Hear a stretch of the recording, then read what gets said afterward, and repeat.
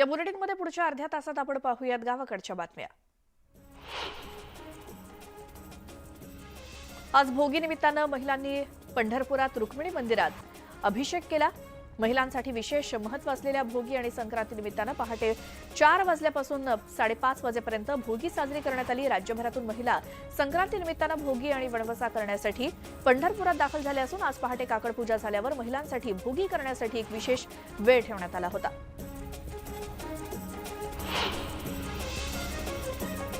पंढरपुरात मकर संक्रांती निमित्तानं बाजारपेठा फुललेल्या दिसल्या आणि महिलांनी मकर संक्रांतीच्या पूजेचं साहित्य खरेदी करण्यासाठी मोठी गर्दी केली।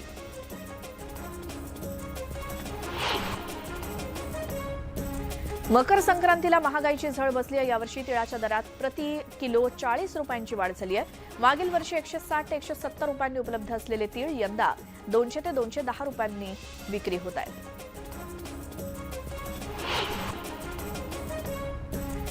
राज्यामध्ये टोमॅटोचे दर घसरले असतानाच आता कोबी, फ्लॉवर आणि भाज्यांच्या बाजारभावात मोठी घसरण झाली आहे। फळभाज्यांना कवडीमोल भाव मिळत असल्यामुळे कोबी, फ्लॉवर उत्पादक शेतकरी अडचणीत सापडलेत।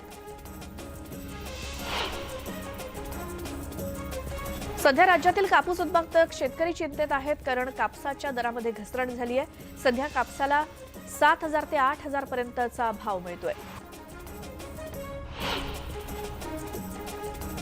तब्बल 2 दशकांनंतर पुणे कृषी उत्पन्न बाजार समितीची निवडणूक होणार आहे। राज्य सहकार निवडणूक प्राधिकरणानं बाजार समितीची निवडणूक घेण्याचे आदेश दिलेत आणि त्यानुसार 16 जानेवारीपासून मतदार याद्या तयार करण्याचं काम सुरू होणार आहे।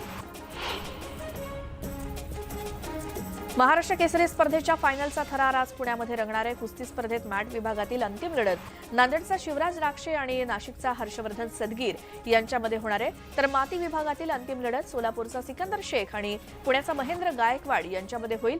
यातील विजेत्यांमधून महाराष्ट्र केसरीची अंतिम लढत होईल। औरंगाबादमध्ये नायलॉन मांजाची विक्री करणाऱ्या व्यापाऱ्यावरती वाळूज पोलिसांनी कारवाई केली। या कारवाईत दुकानातील नायलॉन मांजा जप्त करून संबंधित व्यापाऱ्याविरोधात गुन्हा दाखल झालाय। औरंगाबादच्या मुख्य बाजारपेठेत माकडांनी उच्छाद मांडला। मकर संक्रांती निमित्तानं विक्रीसाठी आणलेला मका, केळी, हुरडा माकडांनी फस्त केला। या माकडांनी पार्किंग मधल्या अनेक वाहनांचं देखील नुकसान केलंय। महावितरणकडून डिसेंबर महिन्यात मोठ्या प्रमाणात वीज चोऱ्या उघडकीस आल्यात। राज्यात मराठवाडा, विदर्भापेक्षा कोकण विभागात म्हणजेच रत्नागिरी, सिंधुदुर्ग, रायगड, ठाणे, पालघर इत्यादी जिल्ह्यांमध्ये अधिक वीज चोऱ्या पकडण्यात आल्यात। 18 तासांनंतर एमपीएससी परीक्षार्थींनी आंदोलन स्थगित केलं। खासदार श्रीकांत शिंदे यांनी मुख्यमंत्र्यांची वेळ घेऊन देण्याचं आश्वासन दिल्यानंतर आंदोलन स्थगित करण्यात आलं। नवीन अभ्यासक्रम 2023 ऐवजी 2025 पासून लागू करण्याची मागणी परीक्षार्थींनी केली। औरंगाबादच्या डॉ. बाबासाहेब आंबेडकर विद्यापीठाचा आज नामविस्तार दिन आहे। या निमित्तानं मराठवाडा विद्यापीठाच्या परिसरात मोठ्या प्रमाणात भीमसैनिक आणि नेते उपस्थित राहणार आहेत। नंदुरबारच्या करणखेडा इथल्या व्यापारी संकुलाला भीषण आग लागली। या आगीमध्ये 3 दुकानं जळून खाक झाल्यामुळे दुकानदारांचं मोठं आर्थिक नुकसान झालंय। दरम्यान आगीचं कारण अस्पष्ट असून पोलीस घटनेचा तपास करतायत। अमरावतीत अवैधरित्या देशी दारूची वाहतूक करणाऱ्यांवरती पोलिसांनी कारवाई केली। यावेळी 5 लाख रुपये किमतीची दारू जप्त करण्यात आली असून अतुल हरडे आणि श्रीकृष्ण इंगळे या दोघांना पोलिसांनी ताब्यात घेतलंय। औरंगाबादच्या कुतुबखेडा इथल्या 62 वर्षीय शेतकऱ्यानं गळफास घेत आत्महत्या केली। सततच्या नापिकीमुळे कर्जबाजारीपणाला कंटाळून शेतकऱ्यानं टोकाचं पाऊल उचललं। पैशाच्या वादातून मित्राची गळा दाबून हत्या केल्याची घटना गोंदियाच्या सीतेपार गावात घडली। या प्रकरणी पोलिसांनी आरोपीला अटक केली असून आरोपीला 3 दिवसांची पोलीस कोठडी सुनावण्यात आली आहे।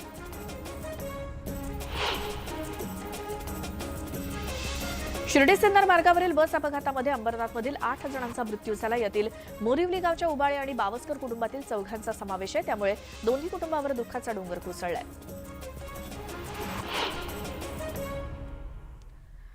मावळच्या चांदखेड गावाच्या यात्रेदरम्यान हवेत गोळीबार करणाऱ्या 5 जणांना पोलिसांनी अटक केली। आरोपींकडून 2 देशी पिस्तूल आणि कोयते जप्त करण्यात आले।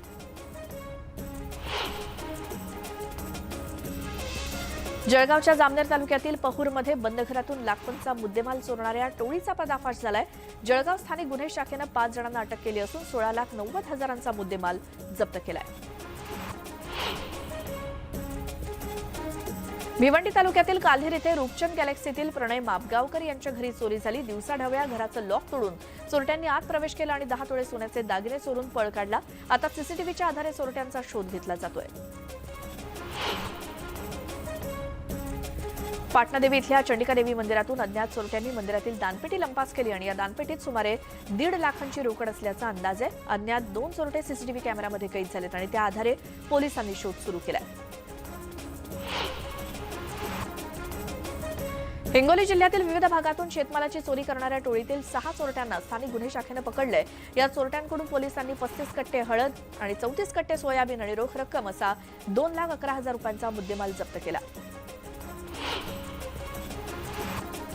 औरंगाबादच्या वाळूजमधील रांजणगाव शेणपुंजीतील भंगाराच्या गोडाऊनला आग लागली, त्यामुळे परिसरात धुराचे मोठे लोट पसरले। आगीवर नियंत्रण मिळवण्यात अग्निशमन दलाला यश आलंय। बुलढाण्याच्या चिखली न्यायालय परिसरामध्ये 2 दिवसांपासून एका माकडानं धुमाकूळ घातला होता। प्राणीप्रेमींना याबाबत माहिती मिळताच त्यांनी या माकडाला पकडलं आणि सध्या या माकडावर वन्यजीव संरक्षण कार्यालयात उपचार सुरू आहे। औरंगाबादमध्ये महाविकास आघाडीची जाहीर सभा होणार आहे। नामविस्तार दिनानिमित्तानं प्रथमच काँग्रेस, राष्ट्रवादी काँग्रेस आणि ठाकरेंचा पक्ष एकत्रित सभा घेणार आहेत। या निमित्तानं जयंत पाटील, नाना पटोले, अंबादास दानवे उपस्थित राहतील। सत्यजित तांबेंच्या काँग्रेसमधील बंडाची स्क्रिप्ट आधीच लिहिली गेल्याचं वक्तव्य अजित पवारांनी केलं। सत्यजित असा काहीतरी निर्णय घेणार याची काणकूण लागलेली होती। याबाबत त्यांनी बाळासाहेब थोरात यांना देखील कल्पना दिल्याचं अजित पवारांनी सांगितलं। सत्यजित तांबेंनी कुठेही जावं, मात्र विश्वासार्हता गमावू नये याची काळजी घ्यावी असा सल्ला अजित पवारांनी दिला। शरद पवारांनी फक्त बारामतीचा विकास केला, त्यांनी कधी विदर्भ आणि मराठवाड्याची चिंताच केली नाही, म्हणून सिंचनाचा अनुशेष वाढला। त्यामुळे विदर्भ मराठवाड्याच्या आत्महत्यांसाठी शरद पवार जबाबदार आहेत असा आरोप भाजप खासदार अनिल बोंडेंनी केला। पंकजा मुंडेंवरती भाजपमध्ये खूप अन्याय होतोय आणि त्या बहुजनांचं नेतृत्व आहे, त्यांना न्याय मिळाला पाहिजे असं चंद्रकांत खैरे म्हणाले। शिवसेना उद्धव बाळासाहेब ठाकरे पक्षात त्यांचं स्वागत असल्याचं खैरेंनी सांगितलं।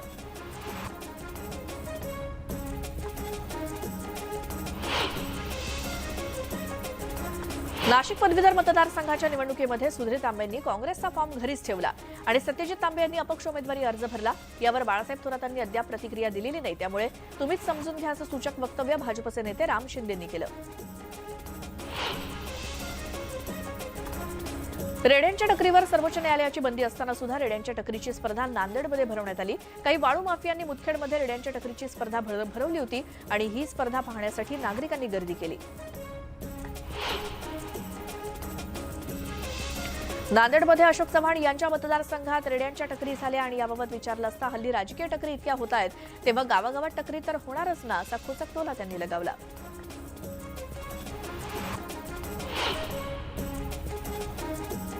जितका दम लावायचा तितका लावा, मी सक्षम आहे असं सडेतोड उत्तर चित्रा वाघ यांनी विरोधकांना दिलं। मी आतापर्यंत एकटी लढत होते आणि एकटीच लढणार, खुलेआम सुरू असलेला नंगाराज बंद करूनच थांबणार असा इशारा त्यांनी दिला। हिंगोलीतील स्वाभिमानी शेतकरी संघटनेच्या कार्यकर्त्यांनी पीक विमा कंपनीच्या कार्यालयातील साहित्याची तोडफोड केली। पीक विम्याच्या प्रश्नावरती संतप्त कार्यकर्त्यांनी ही तोडफोड केली।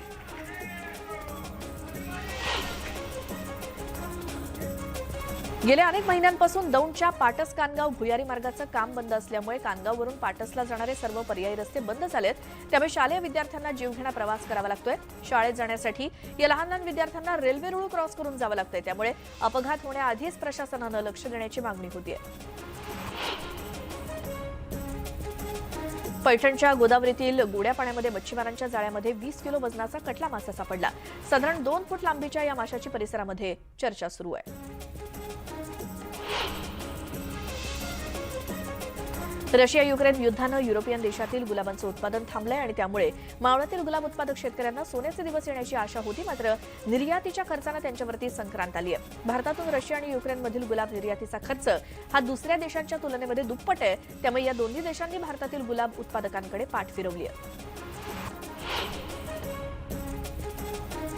अवघ्या एका दिवसावर मकर संक्रांत येऊन सण ठेपलेला आहे, त्यामुळे येवलेकरांना पतंग उडवण्याचे वेध लागलेत। मांजा पतंग खरेदीसाठी नागरिकांनी गर्दी केली आहे, तर यंदा मुख्यमंत्री एकनाथ शिंदेंचे फोटो असलेल्या पतंगांना जास्त मागणी आहे।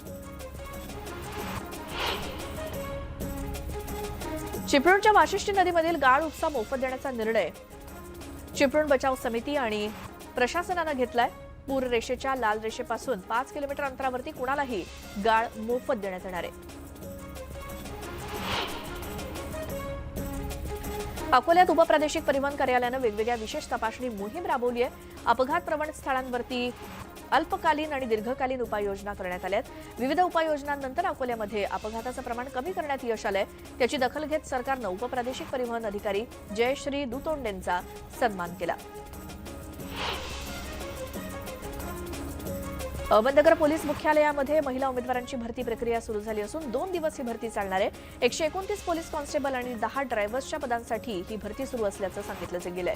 यातील बरेच उमेदवार उच्च शिक्षित असून यात वकील, इंजिनियर, फार्मासिस्ट, MBA, MSc झालेल्यांची संख्या मोठी आहे.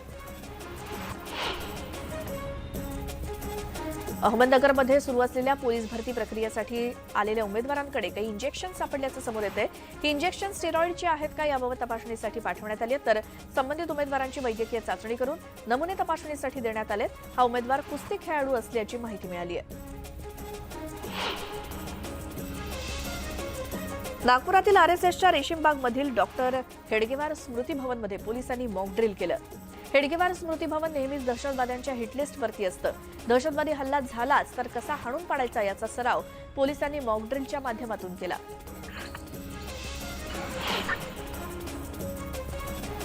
बीड जिल्हा मध्यवर्ती बस स्थानकामध्ये मॉक ड्रिल करण्यात आलं. यावेळी मोठ्या प्रमाणात पोलीस बंदोबस्त तैनात होता. यावेळी दहशतवाद्यांना पकडण्याचं प्रात्यक्षिक दाखवण्यात आलं.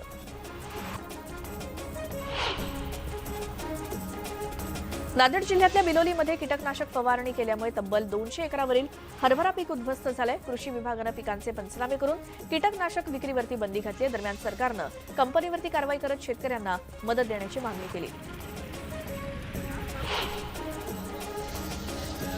हिंगोलीच्या कृषी उत्पन्न बाजार समितीमध्ये नवीन तुरीची आवक व्हायला सुरुवात झाली आहे. शेतकऱ्यांनी मोठ्या प्रमाणात तूर विक्रीसाठी आणल्यामुळे धान्य यार्डासह हळद यार्डामध्ये देखील तुरीचा लिलाव झाला. नवीन तुरीला प्रति क्विंटल 6,200 रुपयांपासून ते 6,900 रुपयांपर्यंत दर मिळालाय.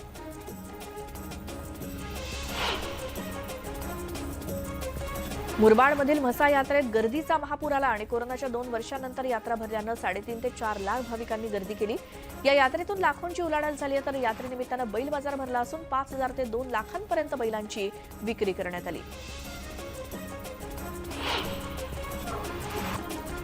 यवतमाळ जिल्हा पोलीस दलाच्या वतीनं रस्ते सुरक्षा सप्ताह राबवण्यात येतोय. या सप्ताहाअंतर्गत वाहतूक पोलिसांनी यवतमाळ शहरातून बाईक रॅली काढत हेल्मेट वापराविषयी जनजागृती केली.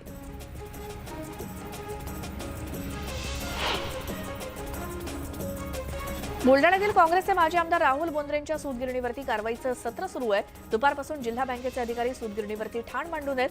न्यायालयाच्या आदेशानं जिल्हा बँकेकडून सूतगिरणीवरती जप्तीची कारवाई सुरू आहे.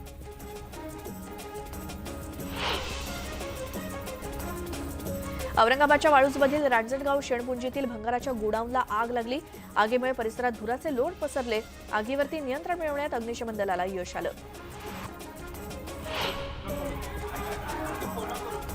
चांदवडमध्ये 2 गटात तुफान हाणामारी झाल्याची घटना घडली. एका गटानं दुसऱ्या गटाच्या घरावरती लाठ्याकाठ्या आणि लोखंडी रॉडनं हल्ला करत 3घांना जखमी केलं. जुन्या वादातून हल्ला झाल्याची माहिती मिळाली. या प्रकरणी पोलिसात गुन्हा दाखल झालाय. जुन्नर तालुक्यातील ओतूर येथे दारूच्या नशेत विषारी औषध प्राशन केलेल्या 31 वर्षीय रुग्णाचा योग्य उपचार न मिळाल्यानं मृत्यू झाला. डॉक्टरांच्या हलगर्जीपणामुळेच अरविंद गाढवेंचा मृत्यू झाला असल्याचा आरोप त्यांच्या नातेवाईकांनी केलाय.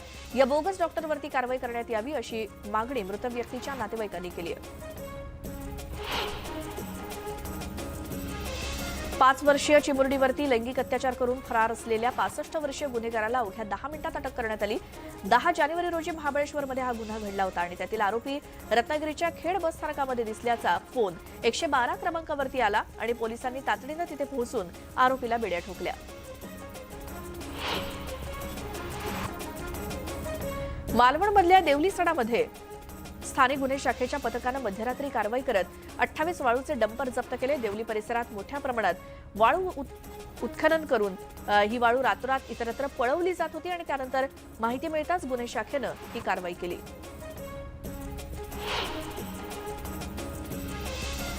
गावठी कट्ट्यांची तस्करी करणाऱ्या नाशिकच्या 6 तरुणांना धुळ्यातल्या सांगवी पोलिसांनी सिनेस्टाईल पाठलाग करत अटक केली।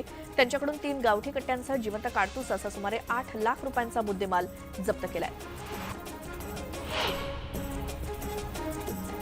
अकोल्यातील पिंजरमध्ये आठवडी बाजारात दान मागण्यासाठी आलेल्या तृतीयपंथी आणि एका दुकानदारामध्ये वाद झाला। वादाचं रूपांतरण झटापटीत झाल्यामुळे या तृतीयपंथीचा हात फ्रॅक्चर झालाय। दुकानदारांना पैसे न दिल्यामुळे दोघांमध्ये वाद झाला।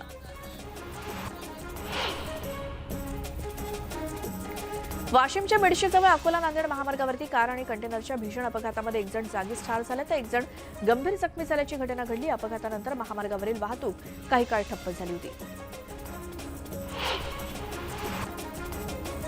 बुलढाण्यातील खामगाव शेगाव रोडवरती एसटीचा भीषण अपघात झाला। दुचाकीला वाचवण्याच्या प्रयत्नात एसटी बस एका शाळेच्या भिंतीवरती जाऊन आदळली। यात सुदैवानं कोणतीही जीवितहानी झाली नाही।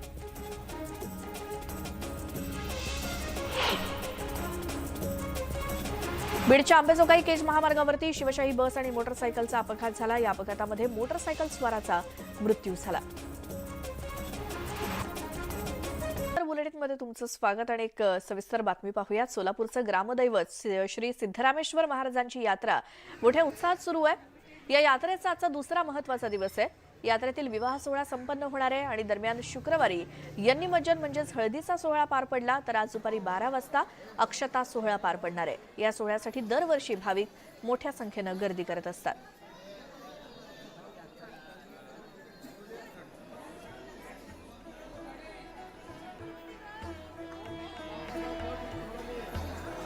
सोलापुरातील सिद्धरामेश्वर यात्रा सध्या सुरू आहे।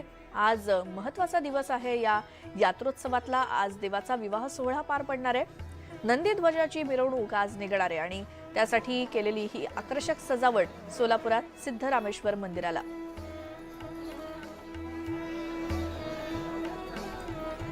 यानंतर पुन्हा पाहूयात गावाकडच्या बातम्या। कुडाळमधील आदित्य बटावलेंनी सिंधुदुर्ग किल्ल्याला सायकल प्रदक्षिणा घातली आहे आणि शिवरायांना अनोख्या पद्धतीने मानवंदना देण्यासाठी आदित्य बटावलेंनी सायकल घेऊन प्रदक्षिणा घातली।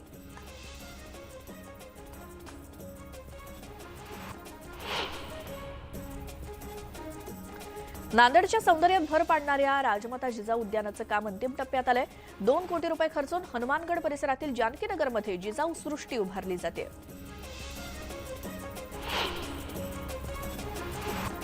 नांदेडच्या सचखंड गुरुद्वाराचे मुख्य जथेदार संत बाबा कुलवंत सिंगजी यांच्या सेवेला 23 वर्ष पूर्ण झाली। या निमित्तानं शुक्रवारी शीख बांधवांच्या वतीनं संत कुलवंत सिंगजी यांचा सन्मान करण्यात आला आणि यावेळी लंगरचं आयोजन करण्यात आलं।